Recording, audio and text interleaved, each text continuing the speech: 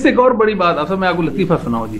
سنن ابی داؤد کے اندر ایک حدیث ہے 4656 روایت آتی ہے جس میں سیدنا عمر رضی اللہ عنہ نے یہودی عالم سے پوچھا کچھ تو انہوں نے بتایا کہ عثمان بن عفان رضی اللہ تعالیٰ کے بارے میں آپ کے بعد جو میرے بعد جو خلیفہ ہوگا وہ عثمان ہوگا.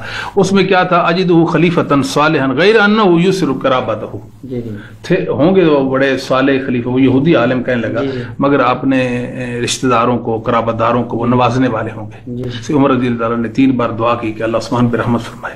یہ عقیل بن ابی طالب کے بارے میں آپ کو صرف میں تھوڑی سی جھلک کروا دیتا ہوں, باقی وہ ذرا سخت الفاظ نہ کوئی نکل جائے. ہر شخص کی ایک مینٹیلٹی ہوتی ہے, ٹھیک ہے نا جی. جیسے حضرت عمر نے حضرت عثمان کے بارے میں کہہ دیا نا, وہ خدا عثمان پر رحم کرے کہ وہ قریبی رشتہ داروں کو نوازے گا. ابو داؤد 4656. اب میں بھی ایک ورڈکٹ دینے لگا ہوں حضرت عمر کی سنت پہ عمل کرنے کے لیے. اب دیکھیں نا وہ اپنی محرف کتاب سے جی یہودی ہے, محرف کتاب سے ایک بات بیان کر رہا ہے. انہوں نے وہ یہودی طرز عمل لے لیا نا کہ اور کہنا شروع کر دیا کہ سیدنا عثمان بن عفان جو تھے وہ تو جی اپنوں کو نوازتے تھے. یعنی پہلے ہی لوگوں کو پتا تھا اور تورات انجیل میں لکھا ہوا, حالانکہ وہ کتاب بھی محرف ہے اور پھر وہ تھے بھی جھوٹے.